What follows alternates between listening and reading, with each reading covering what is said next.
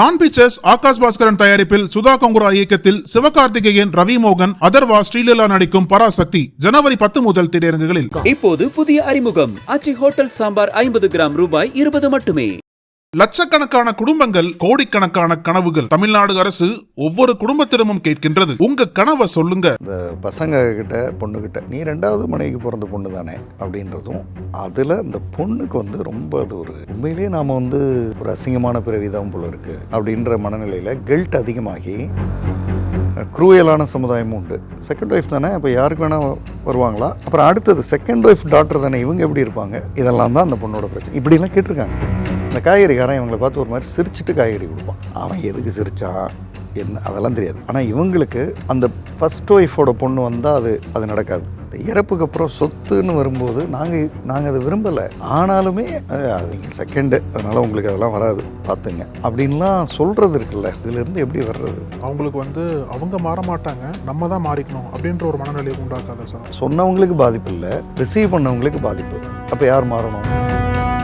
உலகத்துக்கு எதிராக ஜெயிக்க முயற்சி பண்ணால் வேலைக்காகாது. அது என்ன சொன்னாங்க? உலகத்தோடு ஒத்து வாழ். அது என்ன அர்த்தம்னா,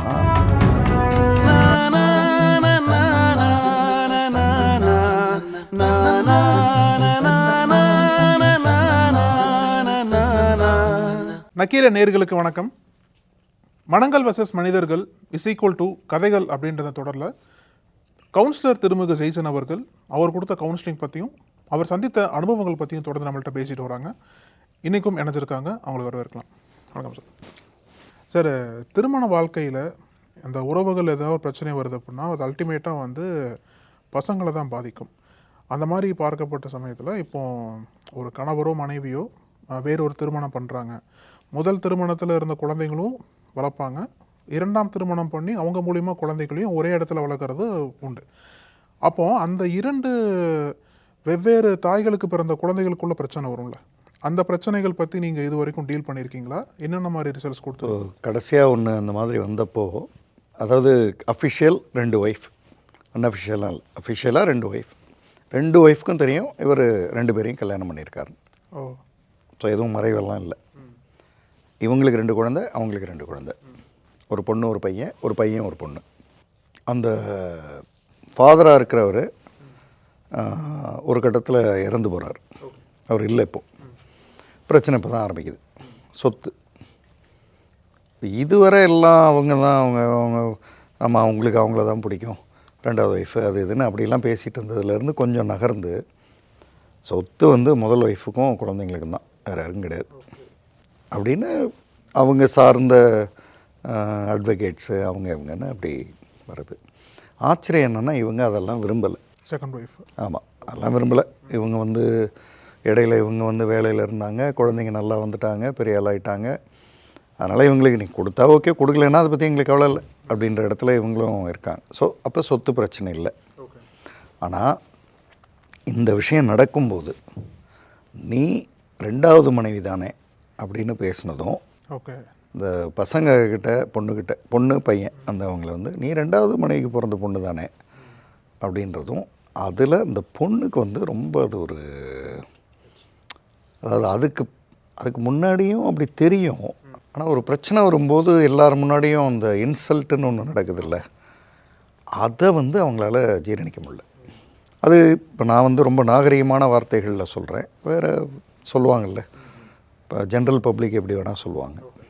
அந்த மனநிலையில் என்ன ஆகுதுன்னா, இவங்க ரொம்ப நம்ம ஒரு அவமானமான பிறப்பு போல் இருக்குது அப்படின்னு அவங்களுக்கு அந்த கில்ட்டு ப்ளஸ் எங்கள் அம்மா பண்ண தப்புக்கு நான் என்ன பண்ணுவேன் அப்படின்னு ஆரம்பத்தில் முதல்லாம் பேசிகிட்டு இருந்ததுங்க. இப்போ உண்மையிலேயே நாம் ஒரு அசிங்கமான பிறவி தான் போல் இருக்குது, ஏன்னா மொத்த சமுதாயமும் அப்படி தானே பேசுது அப்படின்ற மனநிலையில் கில்ட் அதிகமாகி இவங்க செய்ய வேண்டிய வேலைகள்லாம் செய்யாமல் அதிலேருந்து விலகி, அதனால் டிப்ரெஸ் ஆகி நிறைய சாப்பாடு சாப்பிட்டு வெயிட்டு போட்டு ஒரு 6 மாதத்தில் ஆளே கிட்டத்தட்ட இப்போ இப்படி சொல்லலாம், ஒரு 60 கிலோ இருந்தவங்க கிட்டத்தட்ட ஒரு வருட கேப் வச்சுக்கலாம், கிட்டத்தட்ட ஒரு 75-80 கிலோ 85 கிலோ பக்கம் போயிட்டாங்க. அவங்களுக்கே அவங்கள அடையாளம் தெரியலன்ற லெவலுக்கு இஷ்டத்துக்கு சாப்பிட்றது, எதுலேயும் பிடிப்பு இல்லை, தூங்குறது, டிவி பார்க்குறது, இப்போ டிவி பார்த்துக்கிட்டே சாப்பிட்றது அப்படியாகி அப்போ தான் வந்தாங்க. வந்தது வந்து அன்னார் கூட்டிகிட்டு வர்றார். அன்னார் வந்து தங்கையை கூட்டிகிட்டு வர்றார். இதுதான் சார் பிரச்சனை அப்படின்னு. இப்போ இந்த பிரச்சனையை எப்படி சால்வ் பண்ணன்றதுக்கு அது அப்புறம் போவோம்.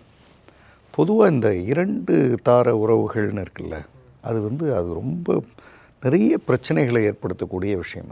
அது வடிவேல் வந்து நகைச்சுவையாக ஏதோ ஒரு படத்தில் சொல்லுவார். ஏன்னா நான் இதை இவ்வளவு டீசெண்டாக இப்படி தான் சொல்ல முடியும்னு தோணுது எனக்கு. வடிவேல் என்ன சொல்லுவார், உன்னை பெற்றதுக்கு பதிலாக அன்றைக்கி நைட்டு செகண்ட் ஷோ போயிட்டு வந்திருக்கலாம் அப்படின்வார். இவ்வளவு தான் இந்த 2வது ஒய்ஃப்ன்றதை வந்து செய்யாமல் இருந்துட்டால் நல்லது. இது வந்து குழந்தைகள் மனநிலை வரும்போது ரொம்ப ஒரு அது என்ன சொல்கிறதுன்னு தெரில, அது பெரும் பாதிப்பை ஏற்படுத்துது. நீங்கள் அக்னி நட்சத்திரம் படத்தில் அவங்க 2 பேருக்கும் பிரபுவுக்கும் ஆக்டர் பிரபுவுக்கும் கார்த்திக்கும் இடையில் அந்த ஒரு 2 பேரும் திரும்ப திரும்ப மோதிக்கிறது இருக்கும்ல.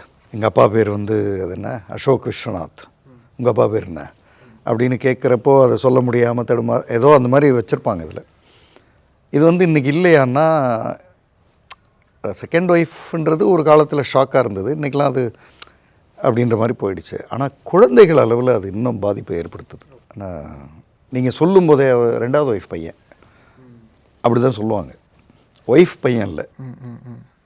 அது உள்ளே எவ்வளோ நீங்கள் உங்களால் புரிஞ்சிக்க முடியுதா? நம்ம நிற்கிறோம், பக்கத்தில் வந்து ஃபஸ்ட் ஒய்ஃப் பையன் நிற்கிறாங்க, அவன் நீங்கள் உள்ளவாப்பா, நீ இருப்பா, நீங்கள் செகண்ட் ஒய்ஃப் பையன் தானே அப்படின்றது வந்து அது நம்ம அந்த மாதிரி இருந்தால் தான் நமக்கு புரியும். நம்ம இப்படி உட்காந்து சொன்னால் புரியாது. ஆனால் சில பேர் ஃபர்ஸ்ட் ஒய்ஃப் மறைவுக்கு அப்புறம் தானே செகண்ட் ஒய்ஃப் எஸ், நிறைய அஃபிஷியலாக இப்போ பண்ணுறாங்க, அன்அஃபிஷியலாக பண்ணிக்கிறாங்க. அன்அஃபிஷியல் ஆனால் 2 பேருக்கும் தெரியும் அப்படி, அதாவது 2 ஒய்ஃபுக்கும் தெரியும்னு இருக்குது. இல்லை முதல் ஒய்ஃபுக்கு தெரியவே தெரியாது, அதாவது இவர் தான் எங்கள் அப்பான்னு யாருக்குமே தெரியாதுன்ற மாதிரி வேறு ஊர்லேயோ வேறு நாட்டிலையோ வளர்கிறவங்களாம். முதல் மனைவி இறந்ததுக்கப்புறம் திருமணம் பண்ணுறாங்கல்ல சார், அப்போ அவரையும் சரி 2வது நான் தப்பு சொல்ல முடியாது செகண்ட் ஒய்ஃபையும். இல்லை அது வேறு சார். அது வந்து ஒருத்தங்க இல்லை, இன்னொருத்தங்க வராங்க, வந்தவங்க நம்மளை நல்லா பார்த்துக்கிட்டாங்க அல்லது பார்த்துக்கல, அது அப்படி போயிடுது. ஆனால் இதில் கூட நான் வந்து அந்த மனிதர் ஏன் 2 ஒய்ஃப்ன்ற இடத்துக்கே வரல, அது தெரில. ஆனால் குழந்தைகள் அப்படின்னு வளர்ப்புன்னு வரும்போது குழந்தைகள்கிட்ட இந்த வார்த்தை வந்து எங்கேயோ வந்துடுது. இப்போ நீங்கள் வந்து உங்களை அறியாமல் இப்போ ஒருத்தருக்கு 2 ஒய்ஃபு 4 குழந்தைங்கன்னா அவரோட குழந்தைங்க 4 அப்படின்னு சொல்லிட்டு நம்ம நிறுத்தவே மாட்டோம். மொத்தம் 4 குழந்தைங்க, அந்த 2 ஃபர்ஸ்ட் ஒய்ஃபு, இது செகண்ட் ஒய்ஃப்ஸு அப்படின்னு அந்த சொல்லும்போதே அப்போ அதை ரிசீவ் பண்ணுற குழந்தைக்கு எப்படி இருக்கும்? அதுதான் பிரச்சனை. அது வேணும்னே இன்டென்ஷனலாக இன்ஸ்டால் பண்ணுறாங்க. ஆமாம். அப்போ நான் அந்த பெண்கிட்ட பேச ஆரம்பிக்கிறேன். அவங்க வந்து சொல்கிறாங்க, எனக்கு இந்த மாதிரி சொல்லி பிடிப்பே இல்லை சார், நான் கஷ்டப்பட்டு வந்திருக்காங்க, நல்லா இருக்காங்க, ஆனால் செகண்ட் ஒய்ஃப் தானே, செகண்ட் ஒய்ஃப் சன் டாட்டரா நீங்கள் அப்படின்னு கேட்கறது வந்து அது சமுதாயம் எப்படி பார்க்குதுன்னா, செகண்ட் ஒய்ஃப் தானே. இன்னொரு கொஞ்சம் க்ரூயலான சமுதாயமும் உண்டு. செகண்ட் ஒய்ஃப் தானே, இப்போ யாருக்கு வேணால் வருவாங்களா? க்ரூயலான சமுதாயமும் ஒன்று இருக்குது. அப்புறம் அடுத்தது செகண்ட் ஒய்ஃப் டாக்டர் தானே, இவங்க எப்படி இருப்பாங்க? இதெல்லாம் தான் அந்த பொண்ணோட பிரச்சனை. இப்படிலாம் கேட்டிருக்காங்க. இது என்ன சார் இது, நான் வந்து பிறந்து இறக்குறவரை இப்போ எனக்கு இதுதான் நான் டேகு, இந்த டேக்கில் தான் நான் வாழணுமா அப்படின்னு. ஆனால் இவங்களை யோசிக்கும் போது சார், இவங்களோட பசங்களை அவங்க சைட்லேருந்து யோசிக்கும் போது ரொம்ப கொடூரமாக இருக்கும் இந்த மனநிலை என்பது. ஆமாம், நீங்கள் வந்து இந்த காய்கறிக்காரன் இவங்களை பார்த்து ஒரு மாதிரி சிரிச்சுட்டு காய்கறி கொடுப்பான். அவன் எதுக்கு சிரித்தான் என்ன அதெல்லாம் தெரியாது. ஆனால் இவங்களுக்கு அந்த ஃபஸ்ட் ஒய்ஃபோட பொண்ணு வந்தால் அது நடக்காது. எனக்கு பர்சனலாக நான் சொல்லணுன்னா, இந்த மாதிரி இருக்கிற உறவை இல்லாமல் பண்ணுறது தான் நல்லது. ஏன்னா இதில் குழந்தைகள் வந்து பாதிக்கப்படுறது ரொம்ப அதிகம். ஏதோ ஒரு தீபாவளிக்கு அவர் வர முடியாமல் போயிடும். அவங்க பேச்சில் சொல்கிறது வந்து பெரிய வீடு இது சின்ன வீடுன்னு சொல்லிடுறாங்க. எங்கள் அப்பா வந்து பெரிய வீட்டிலே இருந்துட்டார். இந்த பொண்ணு எங்கள் வீட்டுக்கு வரல. அன்றைக்கி எல்லோரும் கேட்டாங்க, உங்கள் அப்பா வரல, ஏன் வரல? ஓ, அவர் அங்கே இருந்தார், ஓ இங்கே வரமாட்டார், இங்கே எப்படி வருவார் அப்படின்ட்டு போவாங்க. அப்போ நமக்கு வந்து இந்த சின்ன குழந்தை தானே என்னது. ஆனால் அதெல்லாம் நான் வந்து எப்படியோ சமாளிச்சிட்டேன். இந்த இறப்புக்கு அப்புறம் சொத்துன்னு வரும்போது நாங்கள் அதை விரும்பலை. ஆனாலுமே அது நீங்கள் செகண்டு, அதனால் உங்களுக்கு அதெல்லாம் வராது பார்த்துங்க அப்படின்லாம் சொல்கிறது இருக்குல்ல. அதுக்கு சட்ட போராட்டம், அது ஜெயிக்கலாம், அதெல்லாம் வேறு. இப்படி சொல்கிறது இருக்குல்ல, இதிலேருந்து எப்படி வர்றது? இப்போது நான் அவங்கள்ட்ட கேட்டேன், ரோஜா வந்து ரோஜான்னு சொல்கிறோம் நம்ம. ரோஜா வந்து என்ன கலரில் இருக்கும்? டக்குன்னு உங்களுக்கு என்ன கலர் ஞாபகம் வருதோ அதை சொல்லுங்கள். சிவப்பு தான். சரி, இப்போ யோசிச்சு சொல்லுங்கள், ரோஜா வந்து என்ன கலரில் இருக்கும்? ரோஸ் கலரில் கூட பார்த்துருக்கேன் சார். சரி, இப்படி வச்சுக்குவோம். ரோஜா வந்து ப்ளூ கலரில் இருக்குது, எல்லோவில் இருக்குது, பிளாக்கில் இருக்குது, அப்படிலாம் இருக்குதுன்னு வச்சுக்கோமே. உங்கள்கிட்ட முதல்ல ரோஜா வந்து ரெட்டில் இருக்குதுன்னு சொன்னாங்க, அல்லது காண்பிச்சாங்க, அல்லது யாரோ வச்சுருந்தாங்க. நீங்கள் அதை நம்பி இன்றைக்கி வர ரோஜான்னா ரெட் அப்படி தான் இருக்குது. இப்போ டக்குன்னு பிளாக் கலரில் ஒரு ரோஜாவை பார்த்தா நீங்கள் என்ன சொல்லுவீங்க? என்னது பிளாக்கில் இருக்குது அப்படின்னு கேட்பீங்கள்ல. அப்படி தான் உலகம் ரியாக்ட் பண்ணும். பிளாக்கில் இருந்தாலும் அது ரோஸ் தானே, ரோஜா தானே, அதையே நம்மளால் அக்செப்ட் பண்ண முடியல. ஏன்னா நாம் ரோஜான்னா ரெட்டுன்னு நம்பிட்டோம். திருமண உறவுன்னா ஒரு ஒய்ஃப்னு உலகம் நம்பியிருக்கு.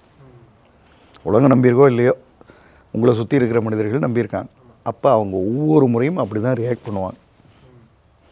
ஆனாலும் கருப்பு கலரில் இருக்கிற ரோஜாவுக்கு பேர் ரோஜா தான். அவங்க ரியாக்ட் பண்ணுறதுனால இது கலரும் மாற போகிறதில்ல, இது ரோஜான்றதையும் இழக்க போகிறதும் இல்லை. இது பிளாக் கலர், அவ்வளோதான். இது ஒரு யூனிக் ஃப்ளவர், அது ஒரு யூனிக் ஃப்ளவர் அப்படின்றது அவங்களுக்கு கொஞ்சம் அது என்னமோ புரிஞ்ச மாதிரி இருக்குது. ஆனால் சார், இப்போ நீங்கள் அந்த பதில் சொன்னீங்கல்ல சார், அவங்களுக்கு வந்து அவங்க மாற மாட்டாங்க, நம்ம தான் மாறிக்கணும் அப்படின்ற ஒரு மனநிலையை உண்டாக்காதா சார்? அதான், சமுதாயம்லாம் மாறாது சார். நீங்கள் பொதுவாக சொல்லிடுறேன், சமுதாயத்தை திருத்துறது அப்படின்னு ஒரு முயற்சி எடுக்கிறோம்ல. நிறைய பேர் சொல்லுவாங்க, நான் வந்து சமுதாயத்தை திருத்துறேன் அப்படின்னு. சமுதாயத்தை திருத்துறதுன்றதே உங்களை நீங்கள் திருத்திக்கிறத தான் அப்படி சொல்லிகிட்டு இருக்கீங்க. சமுதாயம்லாம் திருத்த முடியாது. உங்களை நீங்கள் சரி பண்ணிக்கிட்டே வர்றதை பார்த்து இன்ஸ்பயர் ஆகி கொஞ்சம் பேர் திருந்துவாங்க, நிறைய பேர் திருந்துவாங்க. அதை தான் நம்ம சமுதாயம் திருந்ததுன்னு பேசிகிட்டு இருக்கோம். ஆக்சுவலாக நாம் தான் திருந்துறோம். நம்மை நாம் திருத்தி கொள்ளுதல்ல இன்ஸ்பயர் ஆகிறவங்க தான் அவங்க மாறுறாங்க. அப்போ சமுதாயத்தை திருத்துறதுன்னு இல்லை, தன்னை திருத்துறதுக்கான ஒரு முதல் படி, அவ்வளோதான். இப்போ இவங்கள்ட்ட இதை சொல்லிட்டேன், போயிட்டாங்க, ஓகே சார்ன்னு போனாங்க. ஒரு 2 நாள் கழித்து பேசும்போது, சார் அந்த ரோஜா சொன்னீங்கல்ல, அது வந்து கொஞ்சம் ஒரு பக்கம் ஆறுதலாக இருக்குது சார், ஒரு பக்கம் வந்து ரோஜானாலும் ரோஜா தானே, அது எது கருப்புன்னு சொல்லணும் அப்படின்னு இருக்குது சார். அப்படி தான் சொல்லுவாங்க, ஊர் அப்படி தான் சொல்லும். ரோஜான்னா சிவப்பாக தானே இருக்கணும், அது கருப்பாக இருக்கிறது தான் ரோஜா இல்லை, ஓகே ரோஜா அவ்வளோதான், அப்படி தான் பேசுவாங்க. கல்யாணம்னா அவங்க ஃபஸ்ட் ஒய்ஃபு, அவங்க தான் ஒய்ஃபு, நீங்கள் சரி ஒய்ஃபு, அப்படி தான் பேசுவோம். நாங்கள் அப்படி தான் பேசுவாங்க. சரி, அப்படி பேசுகிறதுக்கு நம்ம ரியாக்ட் பண்ணோம்னா, இப்போ உங்கள்கிட்ட பேசுனாங்கள்ல, அவங்களே இதை மறந்துருப்பாங்க. ஆனால் நீங்கள் இதை ஞாபகம் வச்சுக்கிட்டு 8 மாதமா அல்லது 1 வருஷமா வேலைக்கு போகிறது கட் பண்ணிட்டீங்க. சொன்னவங்களுக்கு பாதிப்பு இல்லை, ரிசீவ் பண்ணவங்களுக்கு பாதிப்பு. அப்போ யார் மாறணும்? 2வது சந்திப்பு கொஞ்சம் நான் தான் சார் மாறணும் அப்படின்ட்டு போயிட்டாங்க. 3வது சந்திப்பு, சார் நான் மாறுறேன் சார், நிறைய மாறிட்டேன், வேலைக்கு போக ஆரம்பிச்சிட்டேன், டயட்டிங் போய் வாங்கி கொஞ்சம் கண்ட்ரோலுக்கு வந்திருக்கேன், எக்ஸசைஸ் பண்ண போகிறேன். அங்கங்கே வேறு யாராவது பேசும்போது அவங்க வந்து அவருக்கு மொத்தம் 3 ஒய்ஃபு 2 ஒய்ஃபுன்னு வேறு ஏதோ இல்லை படத்தில் பார்க்கும்போது திரும்ப வலிக்குது சார், கஷ்டமாக இருக்குது, இது 3வது சந்திப்பில் பேசுகிறாங்க. அப்போது இதிலேருந்து தப்பிக்க முடியாது. நீங்கள் எதிர்கொள்கிறது தான் ரிலாக்ஸேஷன், தப்பிக்கிறது ஸ்ட்ரெஸ். எஸ்கேப் ஆகிட்டே இருந்தோம். டயட்டை வந்து எதிர்கொள்கிறது ரிலாக்ஸேஷன், டயட்லேருந்து தப்பிக்கிறது ஸ்ட்ரெஸ். பிரச்சனையை எதிர்கொள்கிறது ரிலாக்ஸேஷன், பிரச்சனையிலேருந்து தப்பிக்கிறது ஸ்ட்ரெஸ். அதை வந்து நீங்கள் கொஞ்சம் யோசிங்கன்னு சொன்னேன். 4th தடவை மீட், நான் வந்து எப்படியும் மந்த்லி ஒன்ஸ் 40 days ஒன்ஸ் அப்படி தான் மீட் பண்ணுவேன். செஷன்ஸ் கூட நிறைய பேர் என்ன நினைக்கிறாங்கன்னா, இப்போ நம்ம இந்த 15 நிமிஷம் பேசுகிறத பார்த்து இவர்கிட்ட போனால் ஒரு 15 நிமிஷம் பேசினா சரியாயிடும், அப்படிலாம் நடக்காது. முதல்ல அண்டர்ஸ்டாண்ட் பண்ணணும், அப்புறம் ஒரு டிசைன் பண்ணணும். இவங்க யார், என்ன, இவங்களை எப்படி அப்படின்னு. அப்புறம் அந்த செஷன்ஸ் எல்லாம் செஞ்சு தான் கொண்டு வரணும். ஒரு 6 months ஜேர்னி இருக்கலாம், சில பேருக்கு 3 months இருக்கலாம், சில பேருக்கு 12 months வருது, 12 times. அப்படி தான் அவங்க வந்து ரெடி ஆனாங்க. இப்போ அவங்களுக்கு அந்த ரோஜா தான் கலர் என்னவாக இருந்தால் என்ன, ஒய்ஃப் தான் அதில் என்ன ஃபஸ்ட்டு செகண்டு தேர்டு அதெல்லாம். ஏன்னா அவங்களும் அக்செப்ட் பண்ணிக்கிறாங்க, ஒய்ஃப் தான், சொத்து கிடையாது நீங்கள் செகண்ட் ஒய்ஃப்ன்றதுனால. அது இவங்க வேண்டான்றாங்க. எனக்கு ஒன்றும் வேண்டியதில்லை, நான் அவங்க பேர் அதெல்லாம் வேண்டாம். அவங்க எங்கேயோ உழைச்சி சம்பாதிச்சு நல்லா வந்திருக்காங்க, குழந்தைங்க நல்லா படிச்சிருக்கு, ஏர்னிங் இருக்குது, எல்லாம் இருக்குது. அப்போ இந்த பொண்ணுக்கு தான் இந்த மனநிலையில் பிரச்சனை வருது. சொத்து கூட வேண்டாம், கொஞ்சம் டிக்னிட்டியும் இருந்தால். ஆமாம், டிக்னிட்டி தான் வேணும், சொத்து வேண்டாம். டிக்னிட்டி உலகம் அப்படிலாம் கொடுக்காது சார். இந்த செகண்ட் ஒய்ஃப்ன்ற கான்செப்ட் இன்றைக்கே வந்திருக்கு. ராமாயணம் மகாபாரதம்னு போங்களேன், எல்லா இடத்துலையும் எங்கேயோ அது வந்துக்கிட்டே இருக்குது. அப்போ உலகம் வந்து எல்லா இடத்துலையுமே அதுக்கு ஸ்ட்ரெயிட்டான மரியாதையை கொடுக்கவே மாட்டேங்குது. இப்போ இவங்க எந்திரிச்சு உலகத்தை திருத்துறேன்னு போய் அதெல்லாம் அது அப்படி தான். எப்போவுமே உலகம்ன்றது என்ன, நான் என்னோடய லாங்குவேஜில் சொல்லணுன்னா ஒரு 1000 டங்ஸ் 1000 நாக்குகள் இருக்கிற ஒரு உருவம் தான் உலகம். அப்பப்போ மாற்றும். நீங்கள் எக்ஸலண்ட் ஆனீங்கன்னா ஒரு நாக்கு எடுத்துக்கும், நீங்கள் விழுந்தீங்கன்னா ஒரு நாக்கு எடுக்கும், ஆவரேஜாக இருந்தீங்கன்னா ஒரு நாக்கு எடுத்துரும், நீங்கள் சாம்பியன் ஆகிட்டீங்கன்னா வேற ஒரு நாக்கு எடுக்கும். அப்போ அந்த நாக்குக்கெல்லாம் பதில் சொல்லிகிட்டு இருந்தோம்னாலாம் சரியாக வராது, ஏன்னா அது மாறப்போகிற நாக்கு. ஆனால் சார் இவங்க இந்த பெண்மணி இருக்காங்களே, இப்போ தொடர்ந்து சமுதாயத்திலிருந்து இந்த அளவுக்கு இன்ஸ்டால் பண்ணுறாங்க அப்படின்னா, ஒரு சில இடங்களில் வந்து it's none of your business சொல்கிறதுக்கு அந்த தைரியம் இருக்கும் உங்களுக்கு எதுக்கு என்னோட தனிப்பட்ட வாழ்க்கை. நான் திரும்ப சொல்கிறேன் சார், நன் ஆஃப் யுவர் பிஸ்னஸ்ன்னு நீங்கள் பேசும்போதே அந்த உறவு, இப்போ நீங்கள் யார்கிட்ட பேசுனீங்களா, அவங்க வந்து மீண்டும் உங்களை காயப்படுத்துறதுக்கான ஒரு வாய்ப்புக்காக வெயிட் பண்ணுவாங்க. இட்ஸ் நன் ஆஃப் யுவர் பிஸ்னஸ்னு மனசுக்குள்ளே தான் சொல்லணும், சிரிச்சிட்டு போகணும். ஓகே. ஏன்னா அவங்கள்ட்ட அதாவது நம்ம ஏற்கனவே ஒரு பிரச்சனைன்னு இவங்க பேசுகிறாங்க, இவங்கள்ட்ட நம்ம ஃபைட் பண்ணி இவங்க ஃப்யூச்சரில் பிரச்சனையாக நிற்பாங்க. நாம் விரும்பலைன்னாலும் அவங்களே விரும்பலைன்னாலும் ஊரில் போய் ஒரு 10 பேர்கிட்ட இவங்க செகண்ட் ஒய்ஃப் பொண்ணுங்க, நான் இப்படி சொன்னதுக்கு கோவப்பட்டாங்க அப்படின்னு 10 பேர்கிட்ட சொல்லுவாங்க. அதனால் உலகம் அப்படி தான் பார்க்கும் சார். இப்போ இவங்களுக்கு சொல்லிட்டு இவங்க பிறந்தது இவங்க தப்பு இல்லை, தெரில, 2 பேருக்கு பிடிச்சிருந்தது, நான் பிறந்தேன், அவ்வளோதானே. அவங்க வந்து ஃபஸ்ட்டா செகண்டா இதெல்லாமா பார்த்தா பிறந்தோம் அவ்வளோதான். ஸோ இப்போ இவங்களுக்கு வந்து நீங்கள் பிளாக் க்ரோத்னு சொல்லிட்டீங்க இவங்கள, ஆனால் இவங்களோட பசங்க இருப்பாங்கள்ல, அவங்களுக்கு எந்த அளவுக்கு ஸ்ட்ரெஸ்ஸாக இருந்திருக்கும்? ஏன்னா தனிப்பட்ட முறையிலையும் எங்கேயாச்சும் வெளியில் போகும்போது அவங்க வந்து பாயிண்ட் அவுட் பண்ணி பேசுவாங்க. இல்லை, இப்போ பேசுகிறதே அந்த பொண்ணு தான். Okay okay. அம்மா இல்லை, அம்மா ப்ராப்ளமே இல்லை. அவங்க வந்து எனக்கு சொத்தே வேண்டான்ட்டாங்க. செகண்ட் ஒய்ஃப்னு சொல்கிறத பற்றி அவங்க கவலையே படல. அவங்க என்ன சொல்கிறாங்க, செகண்ட் ஒய்ஃப்னு தெரிஞ்சு தானே கல்யாணம் பண்ணேன், அதில் என்ன இருக்குது அப்படின்றாங்க. ஸோ அவங்களுக்கு அதில் ஒன்றும் செகண்ட் ஒய்ஃபோட குழந்தைங்க அப்படின்றது பொண்ணுக்கு தான் அந்த பிரச்சனை. Okay okay. இப்போ நம்ம பேசுனது பொண்ணுக்கு தான். இந்த செஷன்ஸுக்கு பிறகு அவங்களுக்கு அந்த ஒரு தைரியம் கிடைக்கிது. ஓகே, உலகம் அப்படி தான், பேச தான் செய்யும் அப்படின்னு. அப்புறம் அவங்க பழையபடி வேலைக்கு போய் நல்லாகி அதெல்லாம் வந்துடுறாங்க. இப்போவும் உலகம் அங்கங்கே ஏதோ சொல்லுது. அதாவது ஃபாதரை தெரிஞ்சவங்கன்னு ஒரு குரூப் இருக்கும்ல, அது வந்து அவங்க 2வது ஒய்ஃப் சார், ஓகே ஓகே அப்படின்னு சொல்லிகிட்டே இருக்கு. சரி, சொல்லாமல் கூட இருக்கலாம்ல, அதெல்லாம் அப்படி தான் சொல்லும். நான் சொன்னேன், அப்போ நம்ம கொஞ்சம் சென்ஸ் ஆஃப் ஹியூமராக ஜாலியாக மாற்றிக்குவோம் அதை அப்படின்னு. இந்த மன்னன் படத்தில் ஒரு ரஜினி கேட்பார், 1 பெருசா 2 பெருசா அப்படின்னா 2 தான் பெருசுன்னுவாங்க. அது சென்ஸில் அது கரெக்டான லாங்குவேஜ் இல்லை. ஆனால் இனிமேல் யாராவது வந்து செகண்ட் ஒய்ஃப்னு சொன்னால் 1 பெருசா 2 பெருசான்னா நம்ம தான் நினச்சிக்கணும் அப்படின்னு சொன்னால் சிரிக்கிறாங்க. அதில் வந்து கணவன் 1 மனைவி கேட்டால் 1 பெருசா 2 பெருசான்னா ஒரு சும்மா வாதத்துக்கு அது சரியானது இல்லை. ஆனால் பார்க்கும்போது சிரிப்பாக இருக்கும். அதை இவங்கள்ட்ட சும்மா ஒரு கோடு காமிச்சு 1 பெருசா 2 பெருசான்னு நினச்சிக்குவோம் அப்படின்னு. அப்போ இப்போ அதுக்கப்புறம் அவங்க சிரிக்கிறாங்க. ஒவ்வொரு தடவை யார் கேட்டாலும் இப்போ சிரிப்பு வருது சார், 1 பெருசா 2 பெருசா நான் மனசில் நினச்சிக்கிறேன், 2 தான் பெருசு, சொத்தே வேண்டான்ட்டோம், நல்லாயிருக்கும் அப்படின்னு நான் நினச்சிக்கிறேன் சார். அப்போ யோசிச்சு பாருங்களேன், ஒரு சமுதாயம் ஆக்சுவலாக அது அவங்க குடும்ப பிரச்சனை, நமக்கு அதில் டேக்கே இல்லை. ஆனால் நம்ம பேசுகிறோம், நம்ம பேசி என்னமோ ஒன்று சொல்கிறோம், சொல்லிகிட்டே தான் இருப்போம். சமுதாயம் அப்படி தான் சொல்லும். சமுதாயம் சொல்கிறத வந்து அதாவது நீங்கள் ஸ்டாப் பண்ணவே முடியாது. ஸோ இதை சொல்லி தான் அவங்கள சரி பண்ணது. முன்னாடியாச்சும் ஒருத்தர் பேசுவாங்க, இப்போ சோஷியல் மீடியா முழுக்க. ஆமாம் சார், நீங்கள் எப்போவுமே காசிப்பில் பாசிட்டிவ் சென்ஸே இருக்காது சார்.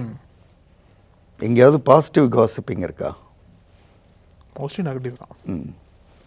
அதாவது அவங்க வந்து 100 குழந்தைங்களை படிக்க வச்சுருக்காங்களாம் அப்படின்னு நம்ம காசிப் பேசுகிறதே கிடையாது. ஆனால் அங்கே கூட ஒரு இடம் வாங்கியிருக்காங்களாம், யாருக்கும் தெரியாதான். அப்படின்னா உனக்கு எப்படி தெரிஞ்சுது? காசிப்பில் அது. அதனால் அது உலகம் அப்படி தான் பேசும். நீங்கள் உலகத்துக்கு எதிராக ஜெயிக்க முயற்சி பண்ணால் வேலைக்காகாது. அது என்ன சொன்னாங்க? உலகத்தோடு ஒத்து வாழ். அது என்ன அர்த்தம்னா, நீ கொஞ்சம் ஃப்ளெக்சிபிளாக இல்லை, உலகம் இப்படி தான் புரிஞ்சுக்கோன்றது தான். நீ யார்? ஓகே, உலகம் இப்படி தான், அது அப்படி தான் சொல்லும். நம்ம இந்த நிகழ்வு பண்ணுறோம், எத்தனையோ பேர் இந்த நிகழ்வுகளை இப்போ கீழே வந்து கமெண்ட்டில் நான் திருந்திட்டேன், தேங்க்யூ, மனைவிகிட்ட மன்னிப்பு கேட்டேன், அண்ணனை போய் பார்த்தேன், அப்படிலாம் எத்தனையோ பேர் எழுதுகிறாங்க. யார் என்னன்னு கூட தெரில. யாராக இருந்தாலும் அவங்க நல்லா இருக்கட்டும். இப்போ இதை நாம் செய்கிறோம், உலகம் இப்படி ரியாக்ட் பண்ணுது. ஆனால் இதே உலகம் இந்த செய்கிறத பற்றி வேறு எதையாவது பேசிகிட்டு தான் இருக்கும். அதான் நான் சொன்னேன், 1000 நாக்கு என்ன வேணாலும் எப்போ வேணாலும் மாற்றிக்கும். அப்போ நம்ம என்ன சார் பண்ணணும்? அதெல்லாம் நம்மளால் முடிஞ்சதை நம்ம செஞ்சிகிட்டே இருப்போம். உலகம் அது பேசும், திடீர்னு மாற்றிக்கும், திடீர்னு வந்து முதல்ல புகழ்ந்ததை விட டபுளாக புகழும், அப்புறம் காணாமல் போயிடும், கொஞ்ச நாள் சைலண்ட்டாக இருக்கும். உலகம்ன்றது என்ன பொறுத்தளவு ஒரு 1000 நாக்கு இருக்குன்னா அது எவ்வளோ பெரிய மிருகமாக இருக்கணும், அல்லது எவ்வளோ பெரிய மனுஷனாக இருக்கணும். அங்கே போய் உட்காந்து நீங்கள் என்ன பேசிட போகிறீங்க, என்ன ஃபைட் பண்ணிட போகிறீங்க? போய் வேலையை பார்ப்போம், நமக்கு வேலை இருக்குது காலையிலேருந்து நைட்டு வர அப்படின்னு பேசுனது அவங்க ரெடி ஆகிட்டாங்க. ஓகே. ஸோ அதனால் அதை நோக்கி போகிறது தான் சரியாக இருக்கும். இப்போ இதுக்கு என்ன சொல்ல போகிறீங்க சார்? இனி ரெஃபரன்ஸ் எதுனா? எனக்கு வந்து நம்மை நாம் திருத்திக்கிற மாதிரியான புத்தகங்கள், அதில் வந்து எனக்கு நான் யோசிக்கிறது வந்து, இப்போது ஒபாமா அவங்களோட ஒய்ஃப் மிச்சல் ஒபாமா, அவங்க வந்து பிகமிங் அப்படின்னு ஒரு புக்கை எழுதியிருப்பாங்க. அதாவது இப்போ நாம் பேசுகிறோம்ல, பிளாக்குன்ற பேரில் அவங்களுக்கு இந்த மாதிரி என்னென்னலாம் நடந்திருக்கும். அந்த கருப்பு ரோஜான்னு சொல்கிறது நிஜமாக அங்கே தான் பொருந்தும். ரோஜா தான், ஆனால் கருப்பு ரோஜா. அது எப்படி அவங்க ஃபேஸ் பண்ணாங்க, எப்படி எழுந்து வந்தாங்க. அதே மாதிரி நெல்சன் மண்டேலாவோட புக்கு. இவங்கெல்லாம் வந்து சமுதாயத்தில் வந்து குறை சொல்லப்பட்டே ஆனால் அதை மீறி எந்திரிச்சு வந்தவங்க. அந்த புத்தகங்களை வாசித்தா ஐ திங்க் நமக்கு புரிய வரும். இது வந்து என்னமோ இங்கே இருக்கிறது இல்லை. இப்போ இங்கே வந்து செகண்ட் ஒய்ஃப்னு நம்ம பேசினோம், அவங்க பிளாக்குன்னு பேசுவாங்க. ஏதோ ஒரு கண்ட்ரியில் வந்து ஜூஸை பார்த்தாலே கொல்லுன்னுவாங்க, யூதர்களை. ஏதோ ஒரு கண்ட்ரியில் முஸ்லீம்ஸை கொல்லுன்னுவாங்க, அவங்கள எனக்கு பிடிக்கவே பிடிக்காதுன்னுவாங்க. இந்த துவேஷம் அல்லது வெறுப்பு இருக்குல்ல, அது வந்து உறவுகளில் இப்படி பரிணாமங்களில் இருக்கும். ஆனால் பொதுத்தன்மையிலையும் இருக்க தான் செய்யுது. இவ்வளோ முன்னேறின சமூகமாக இருக்கிற பேசுகிற நாம் அமெரிக்காவில் இப்போவும் அந்த யாரோ ஒரு பிளாக் பர்சனை வந்து ஒயிட் போலீஸ்காரர் வந்து அரெஸ்ட் பண்ணி என்னமோ பண்ணி அவர் இறந்தே போயிட்டாருன்னு ஒரு செய்தி படித்தோம். அப்போ அதெல்லாம் இன்னமும் இருக்கே. அப்போ உலகம் அப்படி தான் இருக்கும்.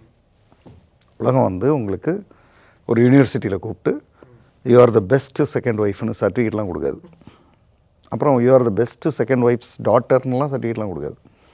உலகம் அப்படி தான் இருக்கும், பேசத்தான் செய்யும், பேசிட்டு போகுது. நீங்கள் உங்களோட வேலை என்ன? அதிலிருந்து தான் அவங்க எந்திரிச்சு வந்தாங்க. ஸோ அநேகமாக பிகமிங், நெல்சன் மண்டேலா புக்ஸு அதெல்லாம் படித்தா ஐ திங்க் கொஞ்சம் நமக்கு புரியும். ரொம்ப நன்றி சார். தேங்க்யூ. நக்கீரன் பதிப்பகத்தின் சிறப்பு வெளியீடுகள். கைது எண் 9658, இந்திய எதிர்ப்பு போராட்ட வரலாறு பாகம் 1 மற்றும் 2, தீ பரவட்டும் திராவிட மாடல் சங்க காலம் முதல் ஸ்டாலின் காலம் வரை பாரியின் வழித்தோன்றல் கலைஞர் மனங்களும் மனிதர்களும் இவை வெறும் புத்தகங்கள் அல்ல. தமிழ் உணர்வு, போராட்ட வரலாறு, சமூக நீதி மற்றும் மனித மனதின் உண்மைகளை தேடுபவர்களுக்கான பொக்கிஷங்கள். இன்றே படியுங்கள், வரலாற்றை உணருங்கள், எதிர்காலத்தை வடிவமையுங்கள். நக்கீரன் டிவிக்கு சப்ஸ்கிரைப் செய்யுங்கள். உங்கள் ஆதரவே எங்கள் பலம்.